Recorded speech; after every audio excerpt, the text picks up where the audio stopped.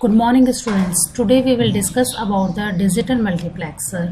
It has three types: FDM, TDM, and WDM. The digital multiplexer's basics and the FDM is discussed in the previous lectures, and today we will discuss about the TDM and WDM. Time division multiplexing is a communication process that transmits two or more streaming digital signals over a common channel. In TDM, incoming signals are divided into the equal fixed length time slots. After multiplexing, these signals are transmitted over a shared medium and reassembles into their original format after demultiplexing. The time slot selection is directly proportional to the overall system efficiency. Here the information is divided into the time slots, not in the frequency, so that the time division multiplexing acquires all the bandwidth, or we can say utilize the available bandwidth.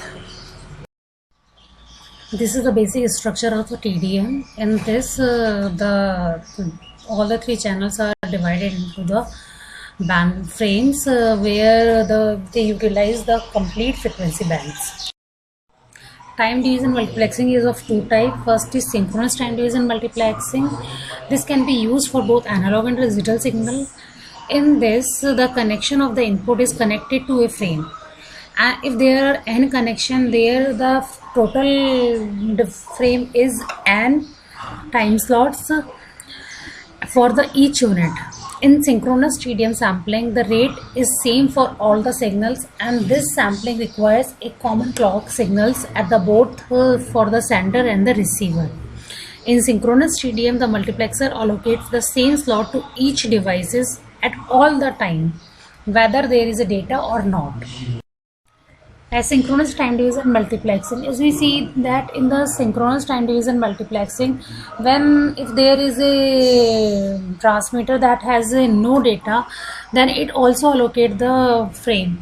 So it is the disadvantage that it does not require the proper utilization of the bandwidth or the timing.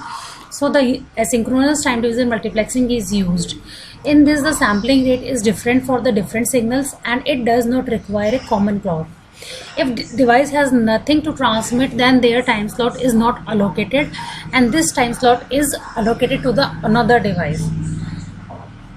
This type of the time division multiplexing is used to transfer the data in the efficient manner. Wavelength division multiplexing starts with the phenomena of the light wave. The many different colors of the light can be seen at the same time, and thus colors are transmitted together through the air. The colors may mix, but they are easily separated using a device such as a prism. The light wave can also travel through the optical fiber. Many wavelengths can be sent through a cable together, and with the use of the couplers and the filters, the waves are sorted to the intended detectors. In the wavelength division multiplexing, it combines the various data streams that are the optical carrier signals of different wavelengths of the light into a single optical fiber. The WDM enables the bidirectional communication. The WDM is similar to the frequency division multiplexing, because we know that the frequency is the reciprocal of the wavelength. But in the WDM technique, the infrared light portion is divided, whereas in the frequency division multiplexing, we divide the radio frequency portion. The input end of the WDM is a coupler that combines all the input into the one optical fiber. WDM often have many inputs. Demultiplexing involves taking the input fiber and eliminating the light into a narrow parallel beam of a light. The light shines on a grating which separates the light into the different wavelengths by sanding them off at different angles. The grating is a mirror-like device that works like a prism. The optics capture and focus each wavelength into a fiber to create separate outputs for each wavelength of the light.